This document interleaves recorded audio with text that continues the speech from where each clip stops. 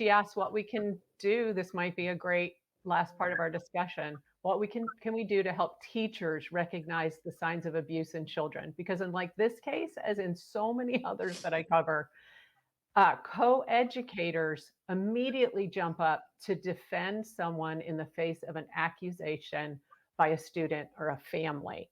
I think so many of the signs here, teachers being trained to understand the connection between sports and coaches, and I'm specifically talking about boys, and what that should look like and what it shouldn't look like. Teachers overstepping their boundaries, taking on parental roles, violating school policy about what they do and don't do with kids, and no one seems to care. I think those are really big things. And I think that there needs to be the training that they give. There's mandatory training for teachers about child sexual abuse. It is entirely focused on recognizing child abuse in the child that may have been perpetrated outside of school. Is the child being abused at home or elsewhere? And then is coming into school and we're recognizing those signs. There's no training within schools where these perpetrators are seeking positions of access to children to recognize that a coworker, a staff member of the school or the district, a coach may be inappropriate with students.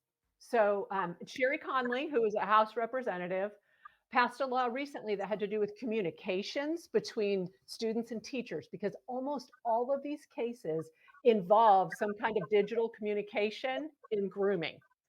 And That's that was really 395. exactly.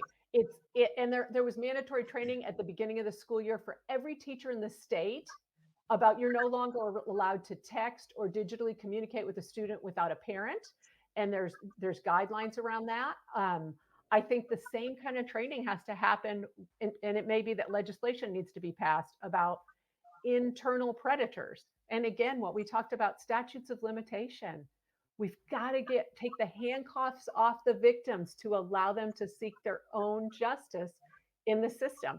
Maria Seidler commented earlier that in 2006, and for those who don't know, Maria Seidler is an attorney who's done a lot of pro bono work on behalf of families who cannot find justice within the public education system.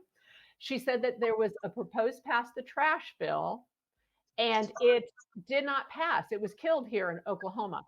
Texas has had a pass the trash law since 2017. It holds administrators, principals, superintendents accountable unto criminal penalties if they do not report to law enforcement, their DHS system, if they do not report accusations against internal predators. And that's something that I think we really need some legislators to step up and push and not cave in the face of teachers unions, school administrators unions, and education organizations. They're very powerful in this state.